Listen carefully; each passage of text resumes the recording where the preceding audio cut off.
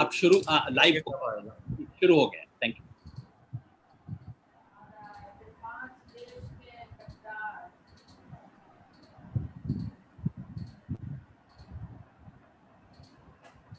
तो हम शुरू कर रहे हैं। नमस्कार, आज की प्रेस कॉन्फ्रेंस में आप सबका स्वागत है।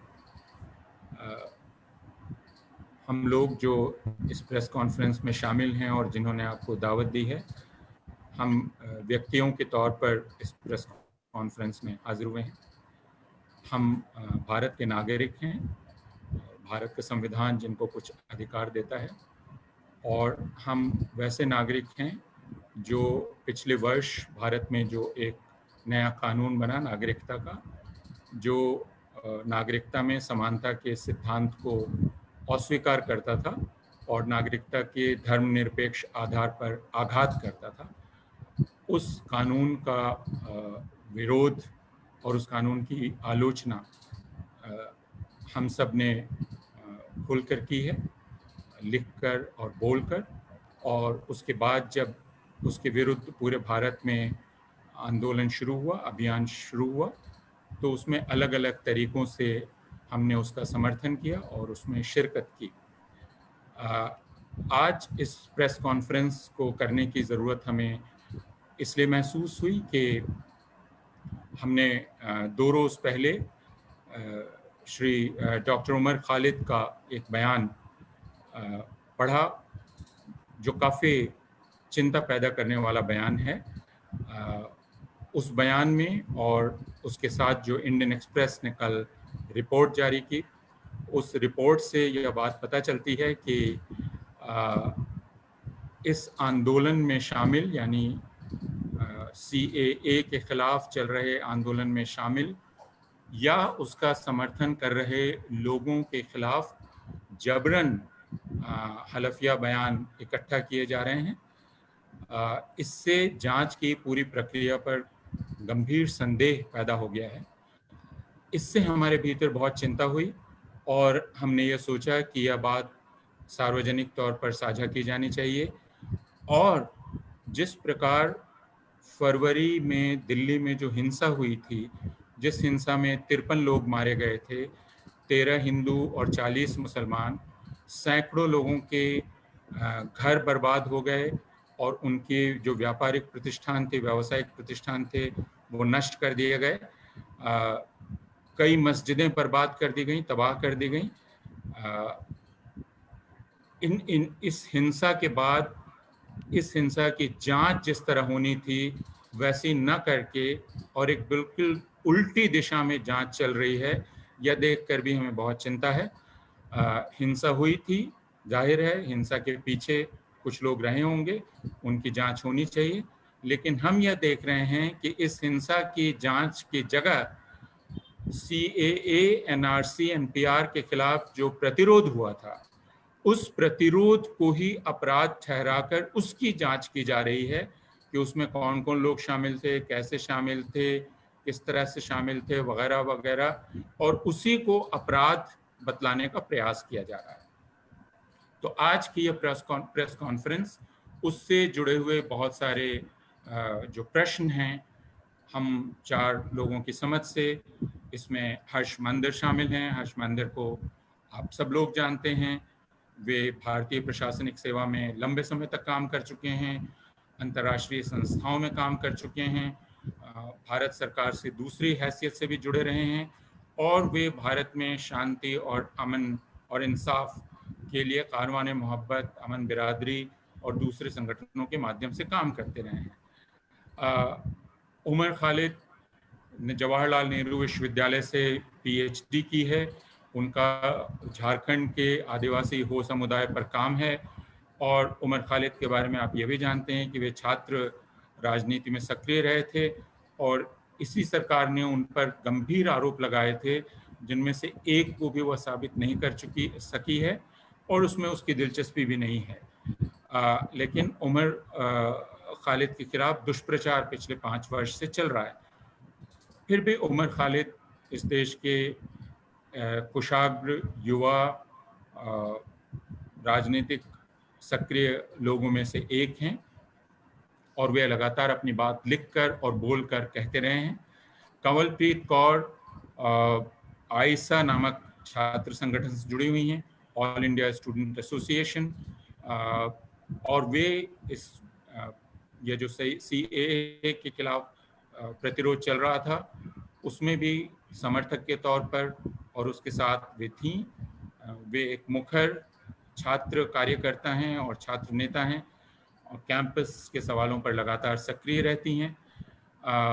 योगेंद्र यादव से आपका परिचय है, वे राजनीति शास्त्री हैं, CSDS से जुड़े हुए थे, राजनीतिक क्षेत्र में भी वे काम करते रहे हैं, स्वराज इंडिया से जुड़े हुए हैं, लेकिन आज यहाँ कोई सांगठनिक हैसियत से मौजूद नहीं है।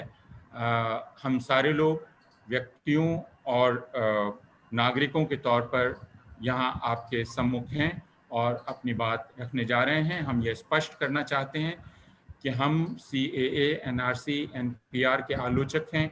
उसके विरुद्ध जो पूर्ण आंदोलन भारत में चल रहा था, हम उसके समर्थक हैं। हम में से कुछ लोग उसमें अलग अलग हैसियत से शामिल हुए हैं और हम यह मानते हैं कि वह एक जायज़ जनतांत्रिक आंदोलन था, शांतिपूर्ण था, संवैधानिक मूल्यों की स्थापना के लिए किया जा रहा आंदोलन था और उस आंदोलन को आपराधिक ठहराने की कोई भी कोशिश जनता के अपने स्वराज के अधिकार को स्थापित करने की कोशिश पर हमला है।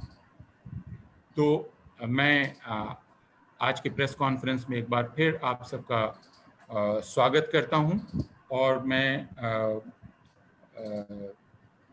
इस प्रेस कॉन्फ्रेंस का स्वरूप आपके सामने स्पष्ट कर देना चाहता हूं। श्री हर्ष मंदिर, सुश्री कंवलप्रीत कौर, डॉक्टर उमर खालिद और प्रोफेसर योगेंद्र यादव ये अपनी बात रखेंगे। आपको जो भी सवाल करने हों आप लिखकर वो सवाल दे सकते हैं और उसके बाद जिनसे करने हों आप उनके नाम भी लिख के दे सकते हैं।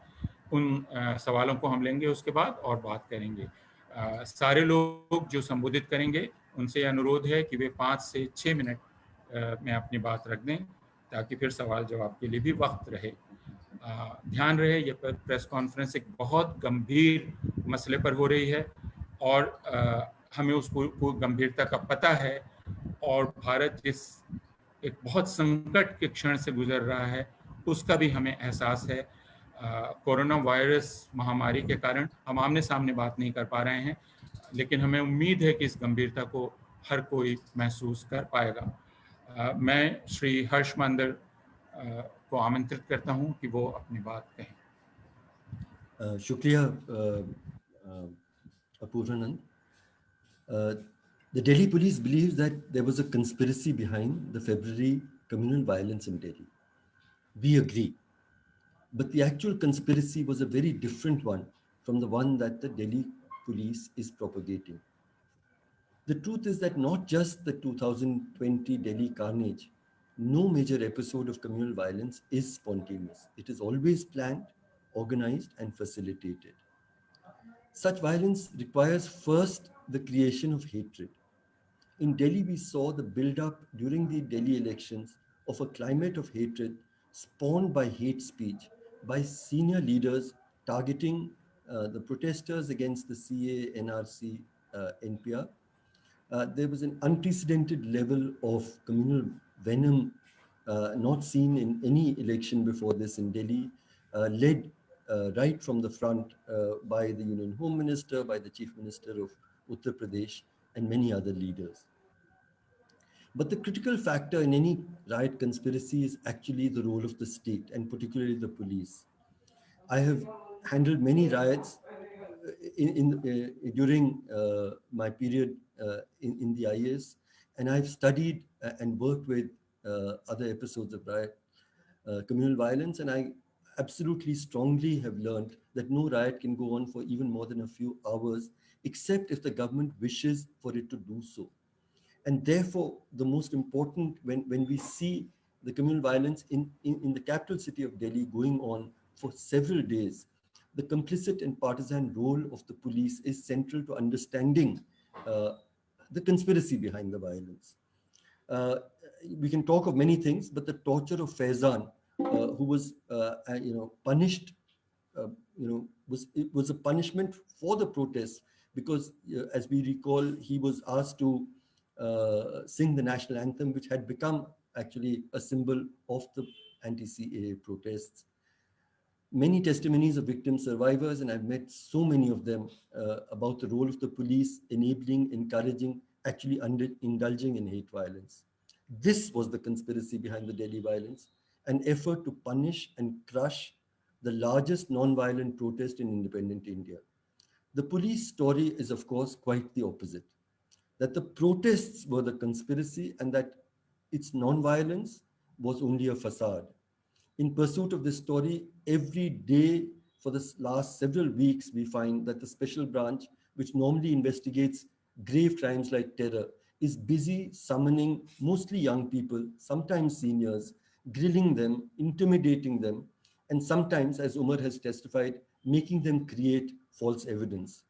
Large numbers of young people are today languishing in prison for months without bail in the name of this so-called conspiracy. We are gathered here today, above all, in the defense and solidarity with these young people. Yes, they and we did participate in the non-violent movement against the CAA, NRC, and NPR, and we are proud to have done so. During the protests, some WhatsApp groups were made. Now, every word exchanged in these groups are being examined with a defective microscope by the police, their meaning and their context deliberately and mischievously misinterpreted, the truth ripped into shreds and reimagined to create the mythology of a conspiracy of hate, violence, and insurrection by the protesters. There were significantly other WhatsApp groups that were indeed actively and openly calling for violence on these dates. None of these are being subjected to any investigation of a conspiracy. Our protests and those of the young people who are now in our prisons were to uphold the Constitution and the idea of an inclusive, humane country of equal citizenship, which is the proudest legacy of our freedom struggle. The young people and we protested because we love our country dearly, and we seek to make this country better for all its citizens of every religion, caste, class, and gender by holding the state accountable to stand by its duties to the Constitution. It is a travesty to describe this as a crime against the nation. The purpose of the state in doing so is transparent. It is to destroy the basic guarantees and freedoms of our Constitution. The effort of the Indian state, facilitated by the Delhi police, is to crush our voices, our dissent, our struggles to uphold the Constitution. And so in the end, we declare here and hope that those holding highest office in this country hear us loud and clear, that the government will never succeed in silencing us. It will never succeed in taking away from us the dream we inherited from our freedom struggle of together building a country one day which is just, which is equal, and which is kind. Thank you.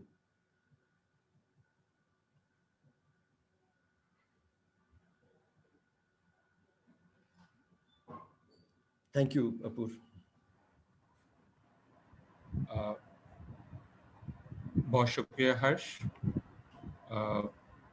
हर्ष ने जो बात कही है उसे बहुत संक्षेप में मैं जल्दी से हिंदी में आपके सामने रख दे रहा हूँ। दिल्ली पुलिस का ये ख्याल है कि फरवरी में जो हिंसा हुई उसके पीछे एक साजिश थी। हम इससे बिल्कुल सहमत हैं, साजिश थी, लेकिन वो उस साजिश से बिल्कुल अलग थी जिसकी बात दिल्ली पुलिस कर रही है और जिसका प्रचार किया जा रहा है। हम यह कहना चाहते हैं कि इस प्रकार की कोई भी सांप्रदायिक हिंसा स्वतः स्फूर्त नहीं होती है। 3 ज़रूरतें होती हैं। पहले हिंसा नफरत पैदा की जाए। दिल्ली में हमने ये देखा कि दिल्ली चुनाव के दौरान नफरत का एक माहौल बनाया गया और वह भारतीय जनता पार्टी और शासक दल के वरिष्ठ नेताओं के द्वारा उन लोगों के खिलाफ नफरत पैदा करके किया गया जो CAA, NRC और NPR का विरोध करते हुए आंदोलन कर रहे थे। दूसरा तत्व यह होता है कि जो हिंसा हो उसके लिए सर्वसामान्य इकट्ठा किया जाए, लेकिन सबसे ज़्यादा ज़रूरी बात यह है कि राज्य इसमें किस प्रकार की भूमिका अदा करता है और पुलिस कोई भी इस प्रकार की हिंसा कुछ घंटों से ज़्यादा नहीं चल सकती अगर सरकार न इस हिंसा में पुलिस की जो भागीदारी थी वो बहुत ही स्पष्ट थी।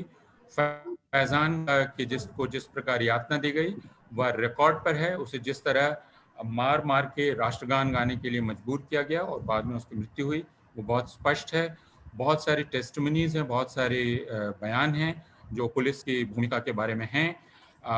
यह एक षड्यंत्र था दिल्ली हिंसा के खिलाफ, यानी CAA के खिलाफ प्रतिरोध करने वालों के विरुद्ध नफरत पैदा करना, उन्हें सबक सिखाने की कोशिश करना, जो लोग शांतिपूर्ण ढंग से आंदोलन कर रहे थे। पुलिस की जो कहानी है वो यह है कि यह प्रतिरोध एक षड्यंत्र था और अहिंसा सिर्फ धोखे की टट्टी थी। इस सिद्धांत को सिद्ध करने के लिए रोजाना स्पेशल सेल जो बनाया ही गया था आतंक जैसे महत्वपूर्ण बहुत ही गंभीर अपराध की जांच करने के लिए रोजाना ही लोगों को बुला रहा है, कई वरिष्ठ लोगों को बुला रहा है, कई लोगों को धमकी दी जा रही है। और जैसा हमने शुरू में कहा था कि उमर खालिद ने जो कहा है कि कई लोगों से जबरन बयान लिए जा रहे हैं कुछ लोगों के खिलाफ। बड़ी संख्या में नौजवान जेल में हैं जिन्हें जमानत भी नहीं मिली है। आज हम यहाँ इकट्ठा हुए हैं इन नौजवानों के साथ एकजुटता दिखलाने के लिए। हम ये कहना चाहते हैं कि CAA, NRC, NPR के खिलाफ जो अहिंसक आंदोलन था, हम उसमें अपने अपने ढंग से शामिल हुए थे और हमें इसका फ़ख्र है कि हम उसमें शामिल हुए थे। हाँ, इन आंदोलनों का समर्थन करने के लिए व्हाट्सएप ग्रुप भी थे जिनको पुलिस षड्यंत्रकारी समूहों के रूप में दिखलाना चाह रही है, और ये बहुत विचित्र है और ये बहुत गंभीर बात है। ये जितने भी विरोध प्रदर्शन थे, हमारे विरोध प्रदर्शन, और जो नौजवान पुलिस की हिरासत में हैं, वह संविधान की रक्षा के लिए थे। वह एक समावेशी भारत के विचार और एक मानवीय भारत के विचार, जो कि समान नागरिकता का अधिकार करता, यह जो एक गर्व करने वाली हमारी विरासत है, इसकी रक्षा के लिए थे। ये जो नौजवान हैं और हम सारे लोग, हमने प्रतिरोध इसलिए किया कि हम अपने मुल्क से मोहब्बत करते हैं, हम इससे प्रेम करते हैं और हम इसके बराबरी के ख्याल को रखना चाहते हैं, जिसके बल पर हम दुनिया की बिरादरी में सर ऊंचा करके रह सकें। अभी जो कुछ भी हो रहा है वह एक षड्यंत्र है जो हमारी आवाज़ों को दबाने के लिए किया जा रहा है, विरोध को दबाने के लिए किया जा रहा है, और जो संघर्ष संविधान को ऊपर रखने का संघर्ष था उसको कुचल देने के लिए किया जा रहा है। हम सिर्फ ये कहना चाहते हैं कि इस प्रयास में सरकार और उसकी एजेंसियां सफल नहीं होंगी। बहुत शुक्रिया हर्ष, और मैं इसके बाद आमंत्रित करना चाहता हूं कंवलप्रीत को। सुश्री कंवलप्रीत, आप कृपया अपनी बात कहें। So I'll speak in English. Yeah, So please. basically, it was in the month of March, on 7th and 8th March, that first time the news reports came in the ANI and Rajasthan Patrika and other media organizations that first quoted RSS accusing ISA along with other student organizations of being the key conspirators in the Northeast Delhi riots. And it was on 11th March that the group of RSS-backed persons led by Monica Arora submitted their so-called fact-finding report on Delhi riots to the Home Minister. And that report targeted the anti-CAA protesters and other students groups. Many of the people in those students group are currently in jail. And the Delhi police on 25th April claimed that these students group, including ISA, Pinjra Tod and other groups, were involved in the conspiracy behind the violence. So first, I just want to point out that the narrative was already set. The chronology was already set in the month of March, and it was later in the month of April that the Delhi police started retreating whatever was published beforehand by the RSS. And I would also like to point out that the impunity that's being granted to the supporters of the ruling party who made hate speeches, who incited violence, seems to be a repeat of the impunity that we all saw decades earlier in the 1984 anti-Sikh genocide that happened in Delhi, in which many of our even elders were the victims. But today, However, this time we see that the Delhi police seems to have gone a step ahead, and while providing immunity to the netas, it has started targeting the students and the activists who have been critical of the government. I would also like to point out very clearly that it was the students, especially the young women, who were the main pillars of the entire anti-CA movement. And we, the young women, were actually highlighting the fact that 70% of those who were left out in the Assam NRC, ये तो पूरा of हो गया, फिर start किया तो केवल इसी का स्टार्ट हुआ। and those and the women were actually pointing out that the 70% of those who were left out in Assam NRC were the women, were the people from the poor communities, and they were the hard hit. And it was the students all through the movement who were exerting repeatedly about harmony, who were talking about unity, who were even facing the bullets in Jamia, and they kept on retreating peace and love, while it was the BJP leaders who were clearly inciting violence, who were clearly giving the hate speeches. And I would also like to point out the bail order that the High Court has given in the case of Devangana, which clearly notes that the police has failed to provide any evidence. There is no evidence which can show that these people, our friends who are right now in jail, had incited violence at any point. Rather, it clearly, on the other hand, it is completely clear that all through the movement, it was the students who kept on saying that the movement is to save the constitution of this country. The movement is in defense of all those people who love. The movement is in defense of harmony.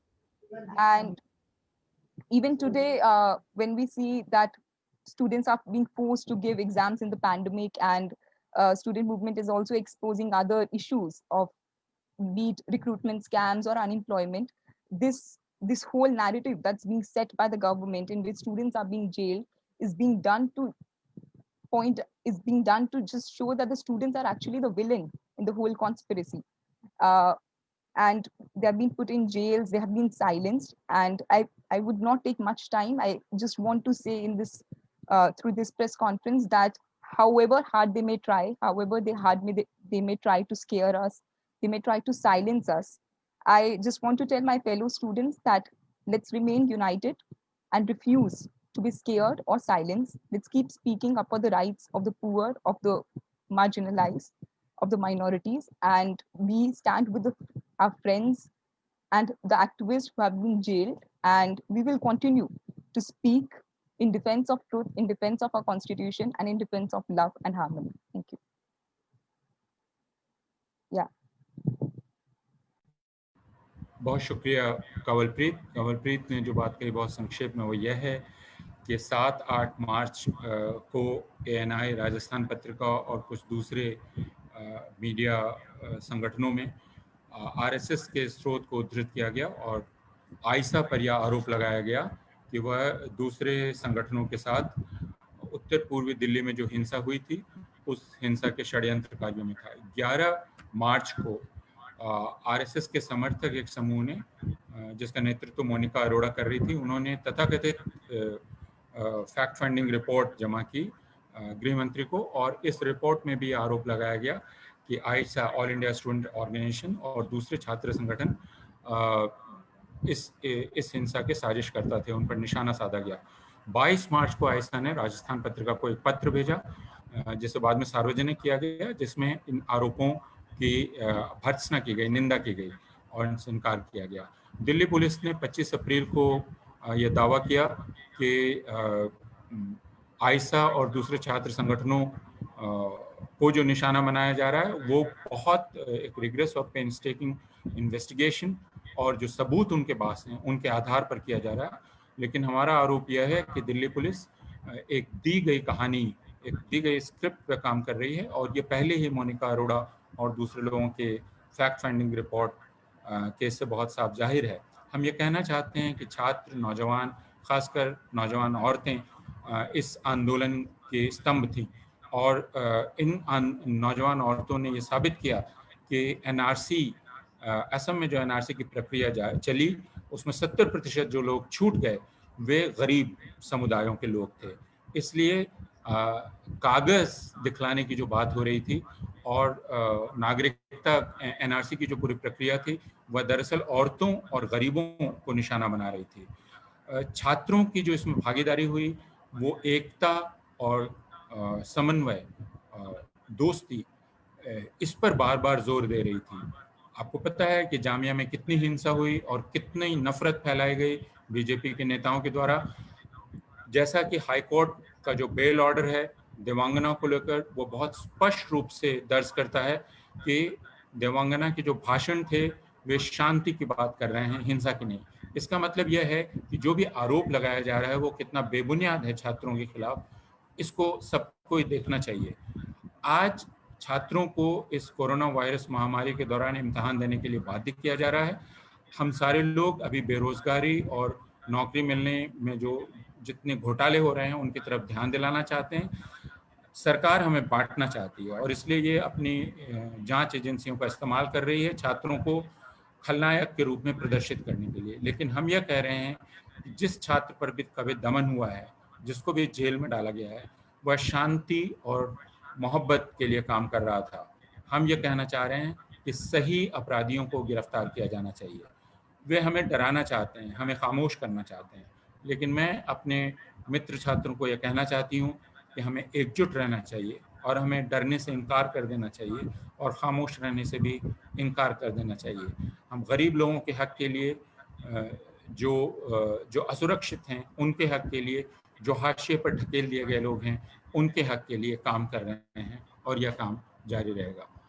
बहुत शुक्रिया कमलप्रीत, और अब मैं अनुरोध कर रहा हूँ doctor Umar Khalid से कि वे अपनी बात कहें। डॉक्टर उमर खालिद।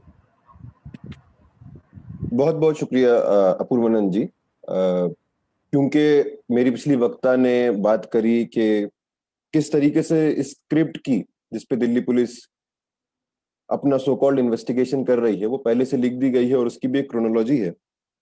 मैंने सोचा नहीं था मैं इस बारे में बात करूंगा, लेकिन क्योंकि कवलप्रीत ने ये बात लेकर आए हैं तो ये क्रोनोलॉजी 7 मार्च से भी पहले की क्रोनोलॉजी है। मुझे याद है 2 या 3 मार्च को बीजेपी आईटी सेल के जो चीफ हैं अमित मालविया, उन्होंने मेरा एक वीडियो, जो मैंने एक स्पीच दिया था अमरावती में जो तकरीबन 17 से 18 मिनट की स्पीच है, उस वीडियो में से 30-40 सेकंड उठा के उन्होंने अब ट्वीट किया था, जिसमें उन्होंने बताना चाहा था कि मैं लोगों को आह्वान कर रहा हूं कि जब डोनाल्ड ट्रंप हिंदुस्तान में आएंगे तो हम सड़कों पर आएंगे। वो 17 मिनट का स्पीच था, उन्होंने 30-40 सेकंड का एक छोटा सा क्लिप वायरल किया और पूरे दिन उसको उनकी जो सोशल मीडिया में आईटी सेल है उसने उसको वायरल करने की कोशिश करी। उनका ट्वीट करने के तकरीबन 1 घंटे बाद मेन स्ट्रीम मीडिया ने उस पर, सारे चैनलों ने डिबेट किया, लेकिन किसी ने वो 17 मिनट की पूरी स्पीच दिखाने की जरूरी नहीं समझा। अगर उसके वो 10 सेकंड पहले और 10 सेकंड बाद की बात करते तो वो हिंसा तो दूर की बात, बल्कि मेरा पूरा का पूरा भाषण इस बात की बात कर रहा था कि हम किसी हाल में कभी हिंसक आंदोलन नहीं करेंगे। इस आंदोलन में हमारे सिर्फ 2 ही हथियार हैं जो गांधी जी ने हमको दिए थे, अहिंसा और सत्याग्रह। इस बात को मैं इसलिए बोल रहा हूं, ये 3 मार्च की बात है। 3 मार्च 4 मार्च अमित मालविया के ट्वीट करने के बाद उनके आईटी सेल ने और मेन स्ट्रीम मीडिया का जो एक तबका है जो सरकार के साथ खड़ा रहता है, उसने इसमें बहुत चर्चा करी और ये बोला कि ये दंगे का षड्यंत्र, यही वो 10-20 सेकंड है स्पीच के जो आपने एडिट करके उस दिन ट्वीट किया था, उसको 3-4 मार्च को चलाया। जिस एफआईआर के ऊपर आज ये इन्वेस्टिगेशन हो रहा है वो एफआईआर 6 मार्च को फाइल हुई थी। मतलब ट्वीट पहले आया, स्क्रिप्ट पहले आई और उसके बाद वही चीज एफआईआर में, स्पेशल सेल में या क्राइम ब्रांच में जहां भी एफआईआर हुई थी दिल्ली पुलिस को, एक गोपनीय इन्फॉर्मर, सीक्रेट इन्फॉर्मर के इंफॉर्मेशन के आधार पे वो एफआईआर फाइल करी गई। तो मैं ये एक सवाल पूछना चाहता हूं, ये सीक्रेट इन्फॉर्मर कौन थे? ये सीक्रेट इन्फॉर्मर कहीं अमित मालविया ही तो नहीं थे? ये सीक्रेट इन्फॉर्मर कहीं बीजेपी आईटी सेल के लोग ही तो नहीं थे? क्योंकि ये सीक्रेट इन्फॉर्मेशन जो 6 मार्च को दिल्ली पुलिस के पास आई थी वो 3 मार्च को बीजेपी का आईटी सेल और मेन स्ट्रीम मीडिया तो पहले से चला रहा था। तो क्रोनोलॉजी की बात होती है और क्रोनोलॉजी की बात हमारे गृह मंत्री करते थे एनआरसी सीए से पहले। एक क्रोनोलॉजी, जैसे कवलप्रीत ने भी बोला, एक क्रोनोलॉजी इस पूरा का पूरा इन्वेस्टिगेशन की भी क्रोनोलॉजी है, जहां पॉलिटिकल मास्टर्स इस बात को पहले बोल दिए। इस पे संसद में बाकायदा बात हुई जब इन्वेस्टिगेशन ढंग से शुरू भी नहीं हुआ था, जहां कुछ नाम पहले से ले लिए गए और बोला इन लोगों ने भी आह्वान किया था और इन लोगों की वजह से हिंसा हुई है, गृह मंत्री द्वारा और सांसदों द्वारा। तो क्या दिल्ली पुलिस आज जो इन्वेस्टिगेशन कर रही है, क्या वो जो कंक्लूजन हमारे नेताओं ने और जो रूलिंग पार्टी है पहले से लेकर आए थे, क्या उनको सही साबित करने के लिए एक तरीके से इन्वेस्टिगेशन कर रही है? क्रोनोलॉजी की अगर बात करें तो कुछ चार्जशीट जो फाइल हुई हैं और दिल्ली पुलिस की तरफ से कुछ जो बयान आए हैं, बहुत हास्यास्पद बात है कि उन्होंने भी एक क्रोनोलॉजी का जिक्र किया है और ये बताने की कोशिश करी है कि जो दंगों का षड्यंत्र है वो सीए विरोधी आंदोलन में ही पाया जाएगा और सीए विरोधी आंदोलन की क्रोनोलॉजी है। बाकायदा चार्जशीट में ये बताया गया कि 13 मार्च 13 दिसंबर 15 दिसंबर जामिया में हिंसा होती है, 16 दिसंबर शाहीन बाग आंदोलन शुरू होता है, जामिया कोऑर्डिनेशन कमेटी बनती है, उसके अगले एक हफ्ते बाद यहां आंदोलन शुरू होता है, उसके अगले महीने बाद इस यूनिवर्सिटी में आंदोलन शुरू होता है। इन लोगों ने सीए के खिलाफ आंदोलन किए। क्या ये हमारा आंदोलन कोई सीक्रेट आंदोलन था? हमारा आंदोलन बिल्कुल पब्लिक आंदोलन था और आप उस पूरे आंदोलन को एक क्रोनोलॉजी के बतौर दिखा के और ये बोल के कि ये आंदोलन जिम्मेदार है जो दिल्ली में फरवरी में दंगे हुए, इस पे हम लोग सवाल खड़ा करना चाहते हैं। इस पे हम लोग दिल्ली पुलिस से सवाल खड़ा करना चाहते हैं। इस आंदोलन में वो कौन सी चीज है जिसने एक बार भी किसी को हिंसा की तरफ इंसाइट करने के लिए बोला गया हो? और अगर आप क्रोनोलॉजी की बात करते हैं इस दिसंबर से लेकर फरवरी तक की घटनाओं के बीच में, तो दिल्ली पुलिस से हम ये भी पूछना चाहते हैं कि उस बीच और बहुत सारी घटनाएं हुई और ऐसा क्यों है कि जब आप दिसंबर से लेकर फरवरी तक उन सारी घटनाओं को समराइज करते हैं तो कुछ घटनाएं गायब हो जाती हैं। मुझे याद है 20 दिसंबर का दिन था, दिल्ली में धारा 144 लगी हुई थी, मतलब 5 से अधिक लोग किसी भी विरोध प्रदर्शन के लिए गैदर नहीं हो सकते थे। उस 20 दिसंबर को धारा 144 का उल्लंघन करते हुए कनॉट प्लेस राजीव चौक पे कपिल मिश्रा और उनके साथी खुलेआम रैली निकालते हैं। जब हम कपिल मिश्रा की बात करते हैं तो ज्यादातर हम लोग 23 फरवरी को जो उन्होंने भाषण दिया उसकी बात करते हैं, लेकिन ऐसे भाषण वो 2 महीने से दे रहे हैं। खुलेआम रैली निकालते हैं 20 दिसंबर को, बोलते हैं देश के गद्दारों को गोली मारो। हम दिल्ली पुलिस से पूछना चाहते हैं कि ये आपको नहीं लगता कि ये हिंसा भड़काने के जैसे भाषण है? क्या आपको ये जरूरी नहीं समझा कि धारा 144 का उल्लंघन किया हो उन पे कोई मुकदमा किया जाए? आप इस बात को लेकर चुप क्यों हैं कि 2 बार जिन आंदोलन को आप बोल रहे हैं हिंसा के लिए जिम्मेदार हैं, 2 बार उन पे ऐसी घटनाएं हुई जहां उनके ऊपर गोलियां चलाई।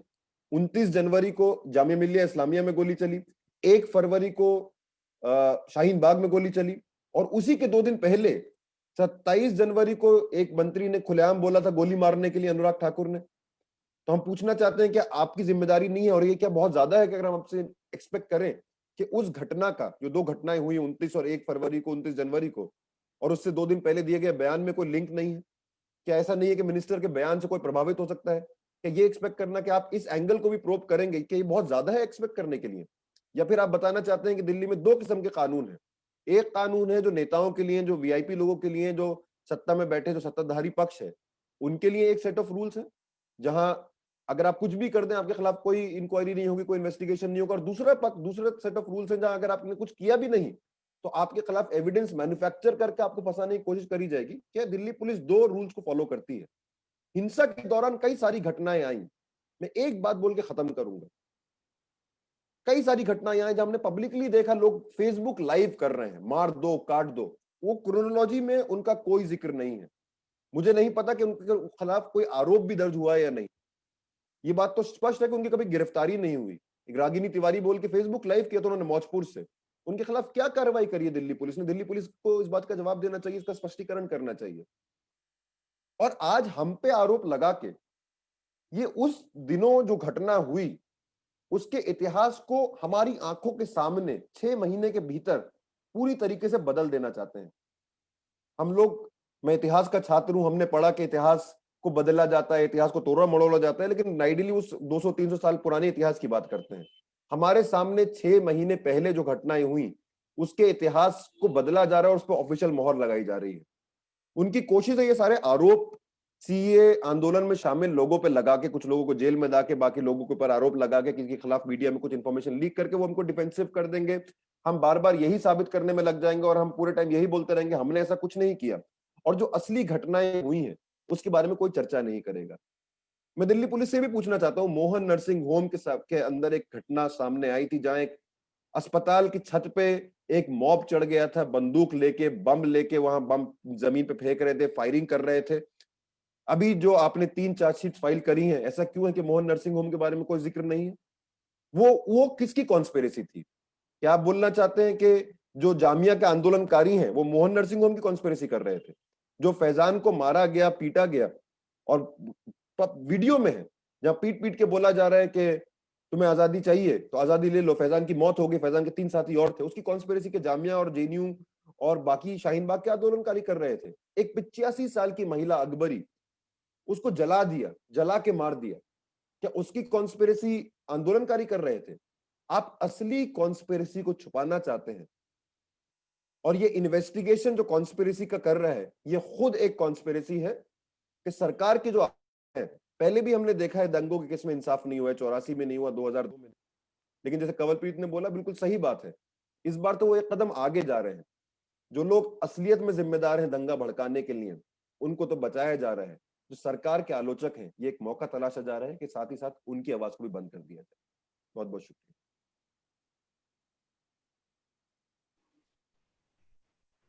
शुक्रिया उमर खालिद साहब। इसके पहले कि मैं योगेंद्र जी को बुलाऊं, मैं यहाँ जो प्रेस के मित्र इकट्ठा हैं उनको याद दिला देना चाहूँगा कि एमनेस्टी इंडिया इंटरनेशनल ने रिपोर्ट्स जारी की हैं, जिनमें जो फरवरी में हिंसा हुई थी उसमें पुलिस की भागीदारी की पड़ताल की गई है बहुत ही बारीकी से, और वो रिपोर्ट जारी की गई है। उसके साथ ही पुलिस प्रोजेक्ट ने कई रिपोर्ट्स जारी की हैं, जिसमें पुलिस प्रोजेक्ट ने ये प्रदर्शित किया, दिखलाया है कि किस प्रकार एविडेंस, सबूत गढ़े जा रहे हैं, फैब्रिकेट किए जा रहे हैं। तो पुलिस प्रोजेक्ट और एमनेस्टी इंडिया इंटरनेशनल की रिपोर्ट्स हैं। इसके अलावा खुद आप लोगों ने, यानी इंडियन एक्सप्रेस, कारवां, क्विंट और बाकी तमाम ने बहुत सारे सबूत सामने ला के रखे हैं, जिनसे यह पता चलता है कि इस हिंसा की जांच दरअसल किस तरफ होनी चाहिए थी, हो किधर रही है। हमें भीमा कोरेगांव के पूरे केस को याद रखना चाहिए, जिसकी जांच एक दिशा में जा रही है, अब तक मुकदमा शुरू नहीं हुआ है और पूरे देश में जाल फेंका जा रहा है। असली हिंसा जो भीमा कोरेगांव में हुई थी दलितों के खिलाफ, उस हिंसा में जो अभियुक्त थे वो बिल्कुल खुलेआम घूम रहे हैं, उन पर कोई जांच नहीं हो रही है। उसकी जगह एक पूरा झूठा मामला खड़ा कर दिया गया है और उसकी जांच की जा रही है। तो उस मॉडल को याद रखना चाहिए। इस जांच के नाम पर जो पूरा एक षड्यंत्र हो रहा है उसको याद रखना चाहिए। अंत में मैं प्रोफेसर योगेंद्र यादव को आमंत्रित करता हूं अपनी बात रखने के लिए। प्रोफेसर योगेंद्र यादव। शुक्रिया पूर्वानंद जी। मैं अपनी बात वहीं से शुरू करूंगा जहां उमर खालिद ने अपनी बात खत्म। And I'll try and summarize it in English and Hindi so that there is no overlap of time. Umar Khalid ने सवाल पूछा था कि ये दिल्ली पुलिस किसी षड्यंत्र की जांच कर रही है या कि जांच अपने आप में षड्यंत्र है। Is the Delhi police inquiring into a conspiracy or is the investigation itself a conspiracy? That is the big question we are raising today. 1 मई को मैंने दिल्ली पुलिस के कमिश्नर साहब को चिट्ठी लिखी थी, यही कहते हुए, श्रीवास्तव जी तब तक कमिश्नर बन गए थे, मैंने यही कहते हुए उन्हें चिट्ठी लिखी थी कि ये जिस तरह से चल रही है इन्वेस्टिगेशन, ये तो अपने आप में कॉन्स्पिरेसी नजर आती है। और अब जबकि सारी इन्वेस्टिगेशन के बारे में हमें कुछ पता लग गया, इतने लोगों को इकट्ठा किया जा रहा है, हर रोज किसी ना किसी से पूछा जा रहा है, चीजें लीक की जा रही हैं, तो अब हम देख सकते हैं इस देश के इतिहास का सबसे बड़ा क्रूर मजाक हमारे साथ किया जा रहा है। 1984 में दिल्ली ने अपनी सड़कों पे एक बहुत विभत्स दृश्य देखा, मैसेकर देखा, लेकिन इस बार एक चीज एक्स्ट्रा हो रही है। जैसा उमर ने कहा कि जो शिकार थे उनको आरोपी बनाया जा रहा है, ये तो 1984 में भी नहीं हुआ था। और जो आंदोलन उससे पहले देश ने जो सबसे शांति प्रिय लोकतांत्रिक आंदोलन देखे हैं अपने इतिहास में, इतनी महिलाएं जिस आंदोलन में आई, तिरंगा उठा के, संविधान को हाथ में लेके, अंबेडकर और गांधी की तस्वीर को लेके जनगण मन गाते हुए, उस आंदोलन को अब हिंसा का स्रोत बताया जा रहा है। मेरे साथियों ने जो बात कही वो सब मैं दोहराऊंगा नहीं, मैं इस सब को सिंपली 11 क्वेश्चंस की फॉर्म में आपके सामने रख देता हूं. We wish to ask these 11 questions to Delhi police. These are sharp questions. I'll say that in Hindi and English. On 25th of February, a statement was released by the Press Information Bureau after Home Minister Amit Shah chaired a meeting attended by Delhi CM Arvind Kejriwal and Delhi LG Anil Baichal. The statement said, ये 25 फरवरी का statement है. Shri Shah noted that the professional assessment is that the violence in capital has been spontaneous. Amit Shah ji ka statement. However, just a few days later, on 11th of March, the Home Minister contradicted his previous statement and stated in the Lok Sabha that riots were pre-planned conspiracy. He in fact named organizations and individuals there. This was even before any investigation had begun into the riots. Is the entire investigation just a facade to arrive at premeditated conclusions already announced before the investigation had even commenced?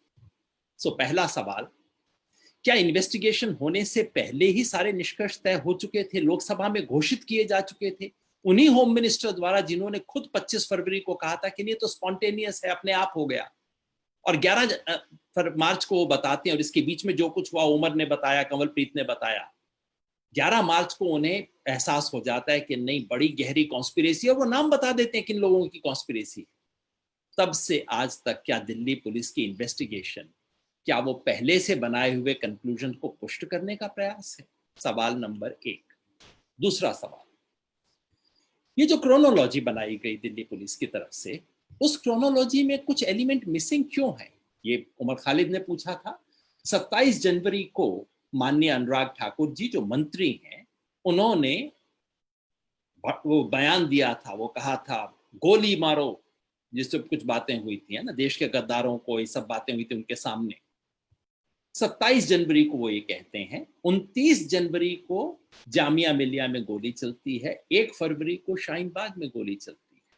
हम नहीं जानते किसने चलाई है, मगर मैं कह रहा हूं कि क्या ये दिल्ली पुलिस की क्रोनोलॉजी का हिस्सा होना चाहिए कि नहीं होना चाहिए? ये मिस क्यों हो जाता है क्रोनोलॉजी से? दूसरा सवाल.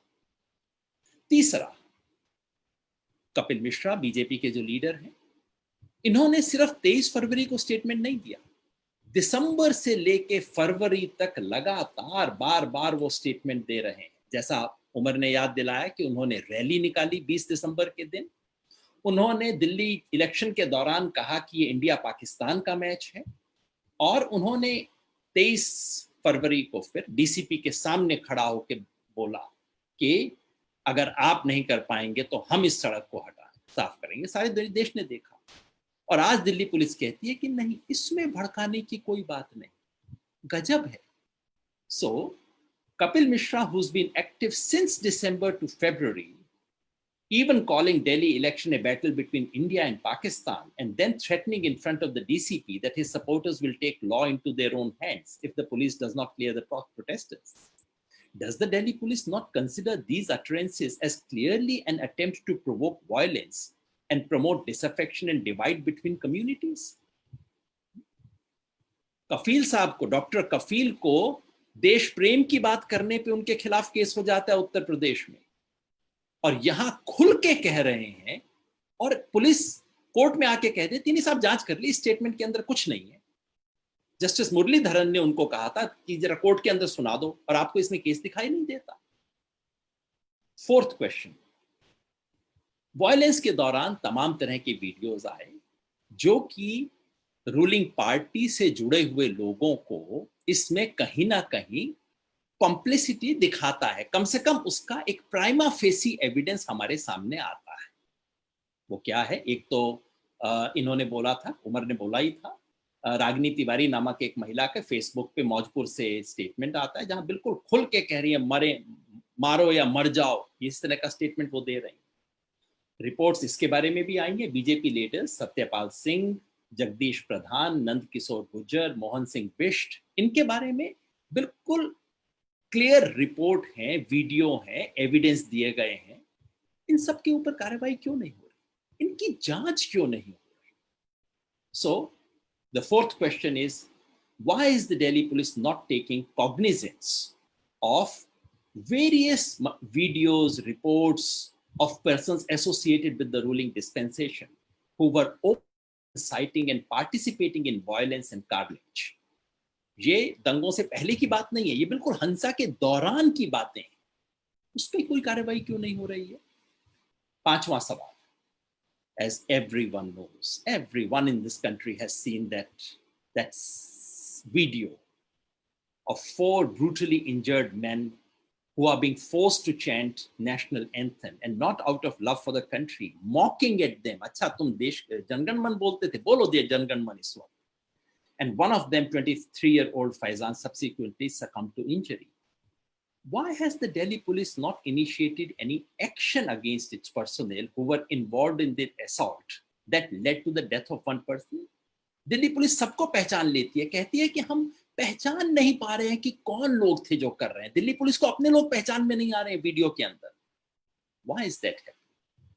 Number 6, there is this case of complete evidence-based case of brutal custodial torture of Khalid Saifee. I'm personally someone who went to the jail, met Khalid Saifee, and he narrated what happened to him.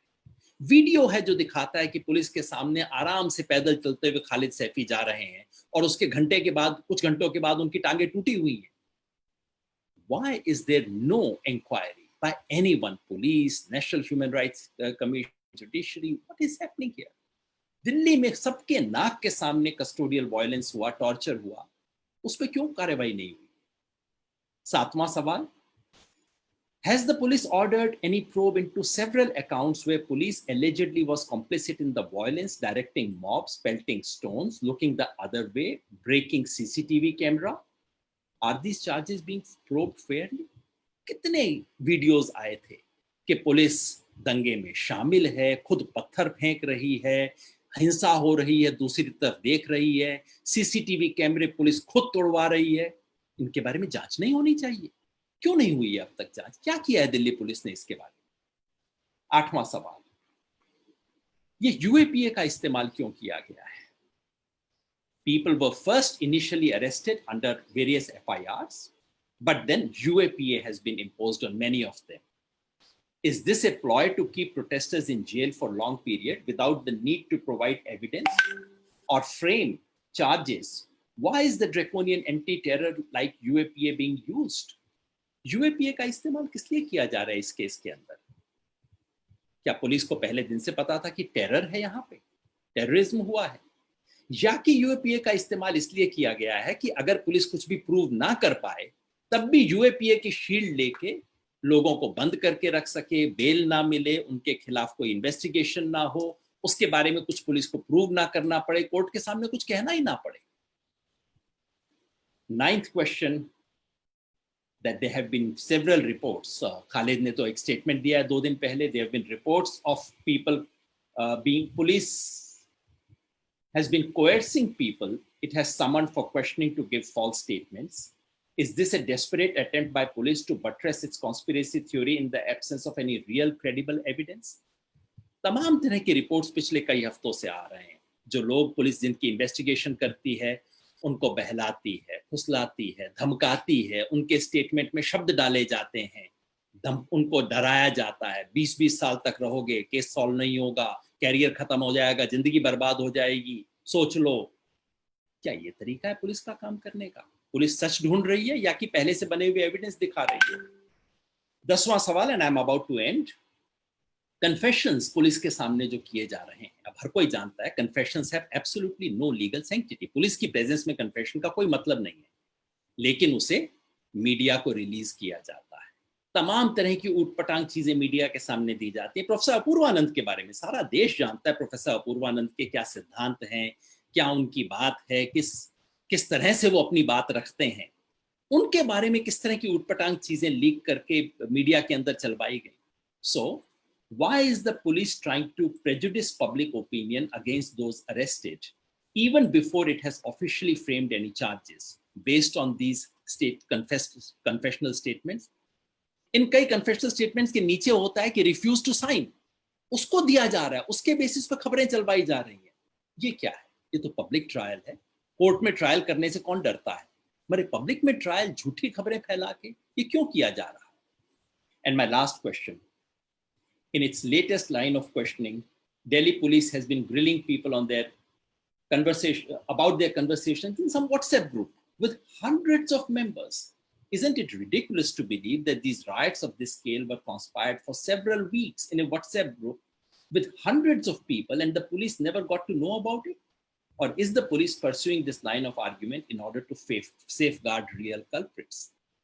जो भी जाता है उनसे कहा जाता है आप फला फला व्हाट्सएप ग्रुप के मेंबर थे। अब वो व्हाट्सएप ग्रुप है जिसके अंदर 50, 60, 70 लोग थे, कभी 100 लोग हो गए, लोग आ रहे हैं, जा रहे हैं, हफ्तों तक वो व्हाट्सएप ग्रुप है। दिल्ली के दंगों की प्लानिंग ऐसे व्हाट्सएप ग्रुप में हो सकती है जिसका पुलिस को पता ही ना लगे? ये क्या कहा जा रहा है? These are the 11 questions we would like Delhi police to answer. The questions you would find in the statement which will be released. So please give your email IDs. Please put the email IDs in the text box, and the statement and all the questions, etc. and every material will be placed for your perusal. Thank you.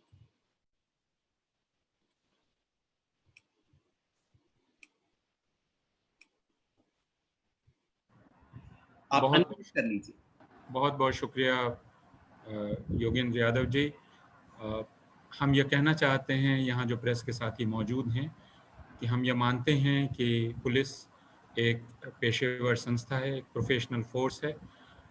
उसका ideological विचारधारात्मक इस्तेमाल नहीं होना चाहिए किसी भी विचारधारा के लिए और किसी भी विचारधारात्मक उद्देश्य के लिए। उस पुलिस में जनता का विश्वास बना रहना चाहिए और इसलिए उसे पेशेवर ढंग से काम, प्रोफेशनल तरीके से काम करना चाहिए। हम सारे लोग सच जानना चाहते हैं और कम से कम हमें अपने बारे में सच मालूम है। हम सारे लोगों को हमें अपने अधिकार भी पता है।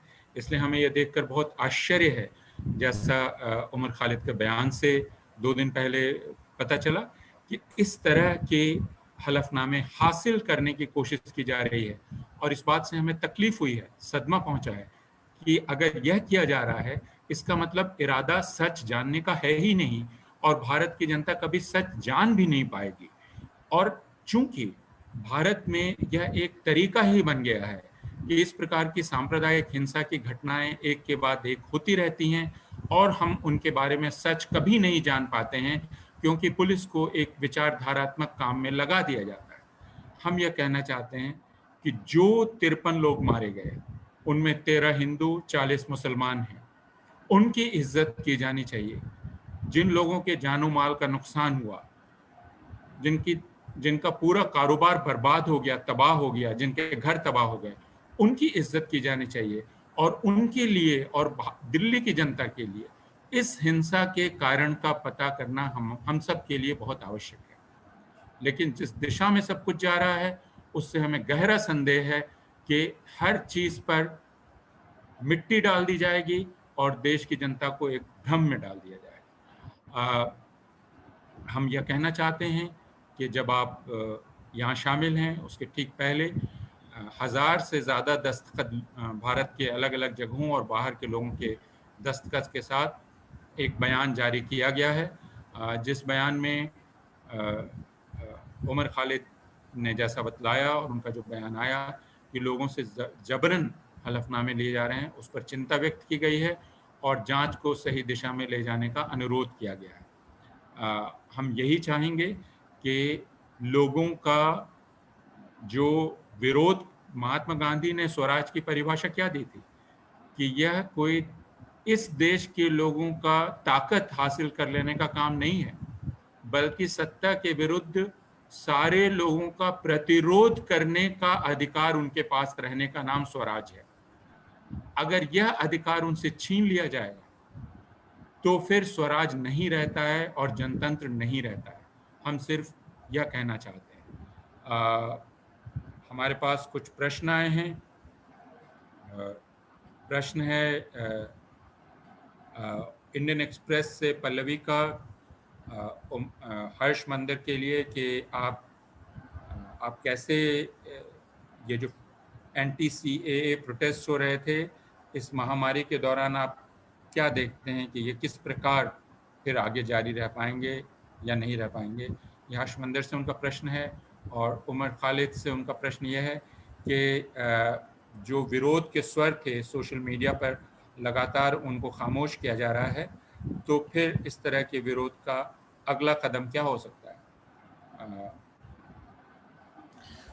मैं मानता हूं कि जो 100 दिन तक इस देश में एक अहिंसक आंदोलन इस तरह का चला, जिसे आज़ाद हिंदुस्तान ने अब तक देखा नहीं है, और जिसका at the center of it was the idea of the unity of all of us, Hindu-Muslim unity across religion, across castes, for the upholding of our constitution. और मुझे लगता है कि ये एक वैचारिक, it's an ideological battle that is being fought by the ruling establishment and significant segments of the people of India. So I do believe that this, you know, what happened in those 100 days, whatever the government might try to crush, it has already broken the belief that all of India or all of the Indian Hindu people want a nation in which other communities and other religious minorities are suppressed. I think that has been broken. That in that sense, the protests have already achieved their purpose. It is true that both the lockdown and all of this suppression has had a deeply chilling effect. But I am very convinced that the people of India who want a country which is built around ideas of fraternity and equality will continue to resist, and will, whatever the government might try to do to suppress our voices, some of us will go to jail, other people will come forward, but this battle is not going to end. एक सवाल और है कि ये प्रियंका सवाल कर रही हैं आपसे हर्ष, कि आपका नाम भी दिल्ली दंगों की चार्जशीट में है, इस पर आप कुछ कहना चाहेंगे?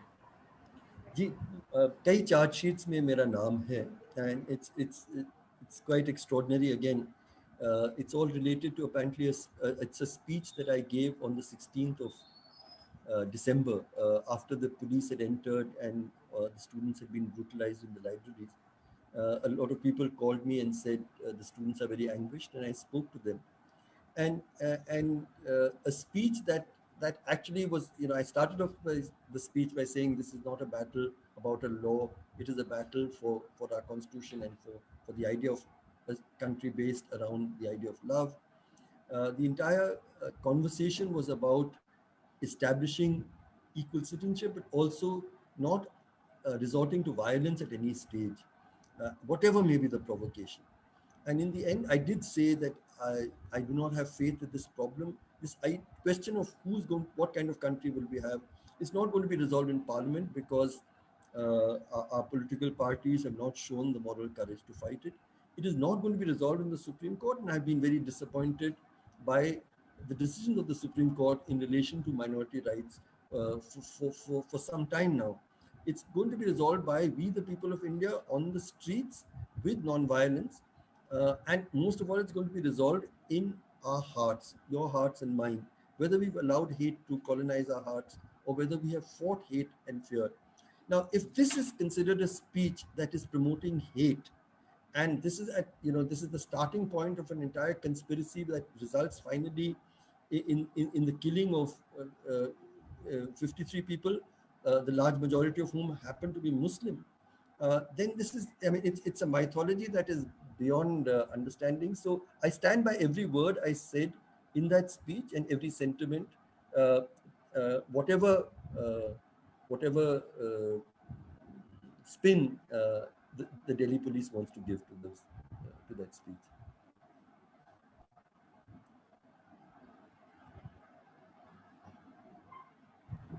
ये प्रश्न योगेंद्र यादव जी से है, क्विंट की तरफ से, कि 8 तारीख की किसी मीटिंग में क्यों दिलचस्पी है पुलिस को? सॉरी, कौन सी 8 दिसंबर की किसी मीटिंग में पुलिस को क्यों दिलचस्पी है? हालांकि ऐसी बात अभी तक सार्वजनिक तौर पे हमें नहीं पता चली है, लेकिन ये प्रश्न वो कर रही हैं। 8 दिसंबर बहुत ही एक फनी सी चीज है, क्योंकि कई लोग जो अंदर गए उनसे पूछा जा रहा है और ये बात फैलाई जा रही है कि साहब 8 तारीख को एक बेसमेंट के अंदर एक खुफिया मीटिंग हुई थी।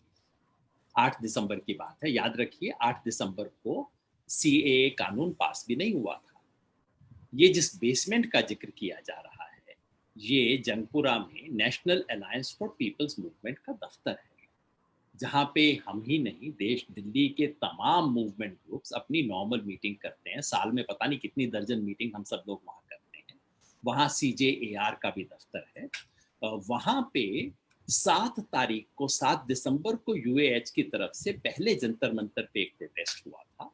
उस प्रोटेस्ट के बाद फैसला हुआ कि कुछ लोग मिल के बैठ के सोचें कि आगे कैसे काम करना है, इस गैर संवैधानिक कानून का विरोध कैसे करना है। उसके लिए मीटिंग का प्लान बना। 8 तारीख को मीटिंग होनी थी। मीटिंग में पहुंचे कुछ लोग, लेकिन अधिकांश लोग जो जिन्हें बुलाया था वो पहुंच नहीं पाए क्योंकि बहुत शॉर्ट नोटिस था, इसलिए उस मीटिंग के अंदर कुछ हुआ नहीं। और वैसे भी जो कुछ स्टूडेंट्स आए थे उनसे कुछ आइडियोलॉजिकल डिफरेंसेस भी हो गए। तो in any case that meeting led to nothing, but that was not the only meeting. एक और मीटिंग भी हुई जो 16 तारीख को वहीं पे उसी ऑफिस में, जिसे तहखाना बेसमेंट बताया जा रहा है, जहां फिर इस पे चर्चा होनी थी कि मूवमेंट को आगे कैसे लेके जाया जाए। और 19 तारीख को जो नेशन वाइड प्रोटेस्ट था उसके बारे में चर्चा होनी थी, लेकिन अनफॉर्चुनेटली उससे पहले 15 तारीख शाम को जामिया में वायलेंस हो गया, तो हम सब जामिया में कैसे कोई पीस मार्च किया जाए उस सब के अंदर लगे। मुझे बाद में पता लगा कि जो स्टूडेंट्स 8 तारीख की मीटिंग में आए थे, जिन्हें मैं उस वक्त खास पहचानता नहीं था क्योंकि कुछ स्टूडेंट्स आए थे, उसमें शर्जील इमाम भी थे। ये उस वक्त मैं उन्हें पहचानता नहीं था, बाद में पता लगा। लेकिन चूंकि उनके विचारधारा और हमारी विचारधारा में अंतर रहा है, इसलिए नेचुरली उसके बाद ना कोई फॉलो अप उनकी तरफ से हुआ ना हमारी तरफ से हुआ। हम अब इसको शर्जील की तरफ से कोई बात नहीं कहेंगे क्योंकि वे अपनी बात कहेंगे, उनकी क्या विचारधारा है और क्या नहीं है। जो लोग जेल में हैं उनकी तरफ से काफ़ी बातें फैलाई जा रही हैं, हम उनमें से किसी भी बात पर यकीन नहीं कर रहे हैं और उनके बारे में हम कोई टिप्पणी नहीं करना चाहते हैं। हम यह कह रहे हैं कि हर किसी को विरोध करने का अधिकार था और हम ये मानते हैं कि जेल में जिन लोगों को डाला गया है उन्हें गलत ढंग से डाला गया है, गलत आरोपों पर डाला गया है। ये प्रश्न उमर खालिद से है कि आगे आप इस विरोध को किस प्रकार देख रहे हैं, क्योंकि आवाज़ें दबाने की कोशिश की जा रही है। देखिए, इसका संक्षिप्त में आंसर मैं यही दूंगा कि जैसे हर्षमंदर सर ने बोला कि ये एक आइडियोलॉजिकल लड़ाई है और ये लंबी लड़ाई है। मतलब किस किस्म का हिंदुस्तान हम चाहते हैं। क्या वो संविधान वो हिंदुस्तान जो संविधान की जो बुनियाद है, हमारा प्रियम्बल, उसमें कुछ वैल्यूज बताई गई हैं, लिबर्टी, इक्वालिटी, फ्रेटर्निटी, क्या उस आधार पे चाहते हैं, या फिर जो आजकल सत्ताधारी वर्ग की विचारधारा है जो उससे बिल्कुल विपरीत है। वो एक लंबी लड़ाई है। लेकिन आज के वक्त जिस संदर्भ में हम ये प्रेस कॉन्फ्रेंस कर रहे हैं, आई थिंक उसका सबसे इम्पोर्टेंट इमीडिएट जिम्मेदारी हमारी जो है, जो सीए, एनआरसी और एनपीआर के खिलाफ दिल्ली की सड़कों पे और देश भर में आंदोलन हुआ, मेरे हिसाब से हिंदुस्तान के इतिहास में, हिंदुस्तान की तारीख में, at least in the recent past, it was the most vibrant, the most democratic and the most historic movement that we witnessed. And it was even more historic because it was led by Muslim women, against whom there has been so much of politics that they cannot think and they're always caged. These women came out on the streets and led the movement. Students of different universities came out on the streets and led the movement. And I think the most important thing right now is that when that movement is being criminalized, when some people are being thrown behind bars, when they are being charged with the UAPM, it's very important for all democratic people in India to stand with them, to not let that get isolated. See, what has happened is that the government has used the pandemic and the lockdown as an opportunity. जो नरेंद्र मोदी बोलते थे आपदा को अवसर में बदल दो, Delhi police ने आपदा को अवसर में बदल के लोगों को बंद कर दिया। वो वक्त था जब विरोध नहीं हो सकता था, जब बहुत सारी चर्चाएं नहीं हो सकती थी, मीडिया अटेंशन इस पे नहीं था, मीडिया अटेंशन कोविड पे था। लेकिन अभी 6 महीने हो गए हैं और लोगों के खिलाफ अभी तक कोई ऑफिशियल चार्जशीट भी नहीं है। अगर एक केस में किसी को पकड़ा गया, मतलब बहुत सारे लोगों को पकड़ा गया किसी और केस में, जब उनको उसमें बेल मिल गया तो उनको फिर ये कॉन्स्पिरेसी केस में डाल दिया यूएपीए के साथ। और यूएपीए इसीलिए है कि आप 180 दिन तक किसी को बंद रखेंगे, खिलाफ ना आप एविडेंस लेकर आएंगे, ना आप चार्जशीट लेकर आएंगे, और आप इसको डिले कर सकते हैं। तो बहुत जरूरी है कि जो लोग जेल के अंदर हैं, जिन लोगों को टारगेट किया जा रहा है, हम उनकी सॉलिडारिटी में खड़े हों। जिन लोगों को झूठे केसेस में फंसाया जा रहा है, खालिद सैफ जैसे जिनके साथ टॉर्चर हुआ, उनकी टांगे तोड़ दी गई, इस बारे में चर्चा करना हम सबकी जिम्मेदारी है। हम उनको to fight for their release is the most immediate task right now in front of us. Thank you, शुक्रिया। वे सारे लोग जो जेल में हैं, उनकी विचारधारा कोई भी हो, उन सबको रिहा करने की पहली मांग है, क्योंकि उनको जिन आरोपों में गिरफ्तार किया गया है वे आरोप ही अस्वीकार्य हैं, नाकाबिले बर्दाश्त हैं और हम उन्हें मंजूर नहीं करते हैं। आरण्या उमर से ये पूछ रही हैं कि क्या आप कुछ उदाहरण दे सकेंगे कि लोग जो जबरन जो लोगों से कहलवाना चाह रहे हैं, कुछ कहना चाहेंगे? मुझे लगता है कि इसका ब्यौरा हम नहीं दे पाएंगे यहाँ।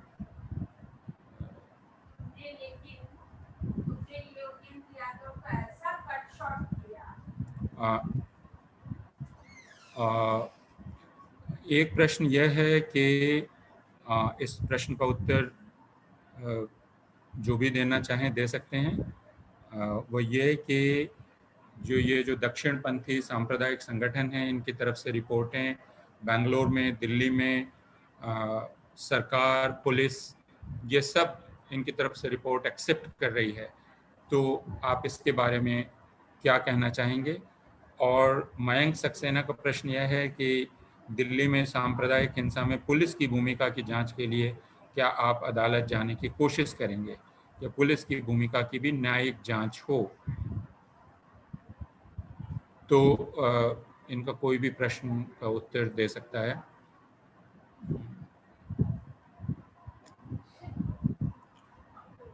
योगेन जी, क्या आप ये बताना चाहेंगे कि ये जो रिपोर्ट्स ले रही हैं सरकारें इन राइट विंग ऑर्गेनाइजेशंस की तरफ से, इसके बारे में कोई टिप्पणी आपकी? ये एक तरह से उनको रिकॉग्नाइज करना ऑफिशियली? सिर्फ सरकारें नहीं, पुलिस ले रही है। ये स्वतंत्र देश है। राइट्स के बारे में, हिंसा के बारे में रिपोर्ट बनाना किसी का भी अधिकार है, किसी भी संगठन का अधिकार है। लेकिन जिस तरह से ये की जा रही है, जिस तरह से मिनिस्टर्स दे रहे हैं, ये तो मामला प्रायोजित लगता है। अब बताइए, आज सुबह अखबार में फोटो छपती है कि दिल्ली के पुलिस चीफ 3 महिलाओं से एक कंप्लेंट उनका रिसीव कर रहे हैं कि उनकी किताब जब छपी तो किताब को उसके पब्लिशर ने क्यों नहीं छापा और कुछ लोगों ने उसके बारे में टिप्पणी क्यों की। मुझे लगा कि अगर आप और मैं लेके जाएं अपना बयान, क्या दिल्ली पुलिस कमिश्नर हमारी भी फोटो खिंचवाएंगे, हमारे साथ वो लेंगे? मैंने तो चिट्ठी लिखी थी, 1 महीने तक उनका एक्नॉलेजमेंट नहीं आया उस चिट्ठी को जो मैंने लिखी थी, और 1 महीने के बाद 1 पंक्ति का एक्नॉलेजमेंट आया, लेटर रिसीव्ड एंड फॉरवर्डेड। तो ये जो हो रहा है, जो आपने कहा कि पुलिस एक प्रोफेशनल ऑर्गेनाइजेशन है, मिनिस्टर्स जो कर रहे हैं वो तो बिल्कुल खुल्लम खुल्ला पॉलिटिकल खेल है। प्रायोजित रिपोर्ट है, पहले से लिखवाई जाती हैं, फिर उसके बाद उसको रिसीव किया जाता है। आप अपनी विचारधारा के खेल खेलिए। पुलिस एक प्रोफेशनल ऑर्गेनाइजेशन है, पुलिस कैसे उस तरह की स्क्रिप्ट को सीरियसली ले सकती है, ये सवाल है। और इसके बारे में हमने जो प्रश्न पूछे हैं, हमें उम्मीद है कि उस चीज का जवाब मिलना चाहिए। इसके बारे में क्या होना चाहिए, इसके ऊपर एक ग्रुप के बतौर हम कोई राय नहीं रख रहे। इंडिविजुअली हम सबकी अलग अलग राय हो सकती है। कुछ समय पहले कुछ सिविल सर्वेंट्स ने एक चिट्ठी लिखी थी, 72 लोगों ने, बहुत अच्छी चिट्ठी लिखी थी, अधिकांश उसमें से रिटायर्ड IAS ऑफिसर्स वगैरह। उन्होंने कहा था कि एक जुडिशियल इंक्वायरी होनी चाहिए इसके बारे में। कुछ लोग कहते हैं कोर्ट मॉनिटर्ड इन्वेस्टिगेशन हो, ये इन्वेस्टिगेशन कैसी है, इसके बारे में अलग अलग राय हो सकती है। लेकिन जो हो रहा है, ये पुलिस का प्रोफेशनलिज्म, पुलिस की न्यूट्रलिटी और पूरे एडमिनिस्ट्रेशन को इतने गंभीर दंगे के बाद जिस तरह से रिएक्ट करना चाहिए, उसकी एविडेंस तो हमें दिखाई नहीं दे रही है। तो बिल्कुल एक तरफा काम हो रहा है। जिस तरह की वाइट वॉशिंग दिल्ली में 1984 राइट्स के बाद हुई थी, तब की रूलिंग पार्टी को बचाने के लिए, ये तो उससे एक कदम आगे बढ़ के काम हो रहा है। वाइट वॉशिंग भी हो रही है और उल्टा दूसरे लोगों के ऊपर ब्लेम डाला जा रहा है। हम इसके खिलाफ हैं। कमलप्रीत, एक प्रश्न यह है, बल्कि इससे जुड़ा ही हुआ प्रश्न है जो किया जा रहा है कि ये जो साजिशनुमा जांच हो रही है, इसके खिलाफ क्या करना चाहेंगे? और एक सवाल, बल्कि दुविधा यहाँ जाहिर की जा रही है कि अभी जो दिखलाई पड़ रहा है वो ये है कि भारत के जो कानूनी और संवैधानिक संस्थाएं संरचनाएं हैं उन्होंने काफ़ी समझौता कर लिया है एक विचारधारात्मक सरकार के साथ, तो फिर क्या कोई उपाय बचता है? आप एक छात्र के रूप में, एक छात्र नेता के रूप में क्या कहना चाहेंगे? देखिए, मेरे हिसाब से लड़ाई इसी चीज़ की है कि अभी जो भी इन्वेस्टिगेशंस हो रही फ्रेम हैं, हिल रहा है कमल, प्लीज उसको स्टेबल कर लीजिए। आई होप अभी ठीक है। जी। हाँ, मैं बस यही कहना चाहूँगी कि अभी जिस तरह से लोगों को समन किया जा रहा है, रोज़ पता चलता है कि हमारे कोई मित्र हैं, कोई एक्टिविस्ट हैं, उनको समन किया है। कभी घर पे पुलिस पहुँच जाती है और कहती है कि इन्वेस्टिगेशन के लिए आए हैं। तो ये सारी चीज़ें मेजरली डराने के लिए हैं, ये सब लोगों को चुप करा देने के लिए हैं, शांत करा देने के लिए हैं। ये जो प्रोटेस्ट जिस चीज़ के लिए शुरू हुआ था, जो पूरा मूवमेंट था, एक डेमोक्रेटिक मूवमेंट था, सीए, एनआरसी, एनपीआर के खिलाफ, वो मूवमेंट के बारे में भी लोग अब बात ना करें, बात करने से 100 बार पहले सोचें, या सरकार को किसी भी चीज के लिए क्रिटिसाइज करने से पहले सब लोग पहले सोचें कि अगर हम अब बोलेंगे तो शायद हमारे साथ ये सब हो सकता है। तो स्टूडेंट्स की तरफ से, एज अ स्टूडेंट खुद जो मैं यूनिवर्सिटी में पढ़ती हूँ, हम यही कहना चाहेंगे कि ये कोई डरने की बात नहीं है, क्योंकि मैं खुद लॉ की स्टूडेंट हूँ और अभी जो हमारे सामने इन्वेस्टिगेशन के नाम पे हो रहा है वो पूरा एब्सर्डिटी है। मतलब इसमें लॉ कहाँ है, यही हम पूछेंगे। तो हमने कुछ गलत नहीं किया, जब किसी ने कुछ गलत नहीं किया, हमें पता है कोई एविडेंस नहीं है, तो हम लोग क्यों डरे? और बिल्कुल अभी क्योंकि पैंडेमिक है, लॉकडाउन है, तो कोई लोग बाहर नहीं उतर पा रहे, सड़कों पे नहीं उतर पा रहे, लेकिन ये समझ लेना, क्योंकि अभी हम लोग घरों में हैं, कि बहुत ज्यादा साइलेंस हो गया है, लोग बहुत डर चुके हैं, वो मेरे हिसाब से गलत है। ऐसा नहीं है, बल्कि जितना ज्यादा रिप्रेशन होता है, मैं मानती हूँ कि उतना ज्यादा लोग और ज्यादा खुल के सामने आते हैं और ज्यादा निडर होने की जरूरत है। और एक और बात मैं बस कहना चाहूंगी इंस्टीट्यूशंस को लेके, क्योंकि खुद 1984 में भी हम लोगों ने ये देखा था कि जो इंस्टीट्यूशंस थे जिनको रिस्पॉन्ड करना चाहिए था उस टाइम इमीडिएटली, चाहे वो जुडिशरी हो, चाहे वो पुलिस फोर्स हो, वो सारी इंस्टीट्यूशंस उस टाइम भी कोलैप्स कर गए थे। और आज इतने सालों के बाद भी, अब जब मैं खुद बड़ी हो चुकी हूँ, तो मैं देख रही हूँ कि इंस्टीट्यूशंस फिर से कोलैप्स कर रहे हैं। तो हम सब लोग अपने ये डेमोक्रेटिक इंस्टीट्यूशंस को बचा ले जाएं, ये एक बहुत बड़ी मेरे हिसाब से आज चैलेंज है, लड़ाई है, जो हम सब लोग लड़ेंगे। बहुत शुक्रिया आप सबका। हमारे पास और कोई सवाल नहीं है। एक सवाल शायद आया है, हम देखते हैं। हर्ष भाई कुछ कहना चाह रहे हैं। हर्ष भाई कुछ कहना चाह रहे हैं। जी, हर्ष भाई कुछ कहना चाह रहे हैं। हर्ष कुछ कहना चाहते हैं आप? जी नहीं, बस वो पुलिस के बारे में जो सवाल था उसके बारे में मैं थोड़ा सा जोड़ना चाहता हूँ। बहुत आसान है, पुलिस ने बहुत गलतियाँ की हैं, लेकिन बहुत आसान है ये कहना कि चलिए हम क्या करें, पुलिस तो सांप्रदायिक होता ही है। मैं सरकार में रहा हूँ, वही पुलिस अगर लीडरशिप सही हो, दिशा सही हो, तो वही पुलिस सही काम भी कर सकती है। The real problem is not the police but the leadership, and I think that we must, the leadership of the police and the leadership of the country, which is misusing the police for ideological reasons contrary to the spirit of the constitution. So whereas we must hold the local police officer accountable, the real accountability is at a command level, and that is where we really need to focus our the culpability.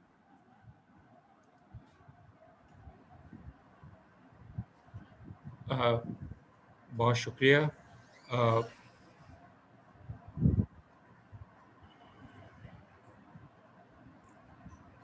Aishwarya ये पूछ रही हैं कि you said that there were other WhatsApp groups who were calling for violence and no investigation has happened there.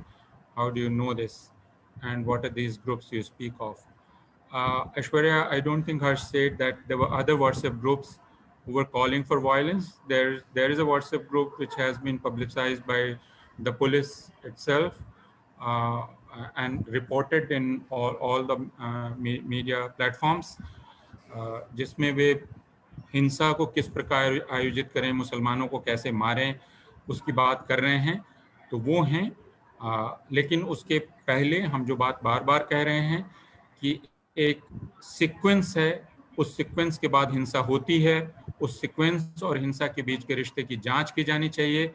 हिंसा में कौन लोग आए, उसको संगठित कैसे किया गया, इसकी जांच की जानी चाहिए।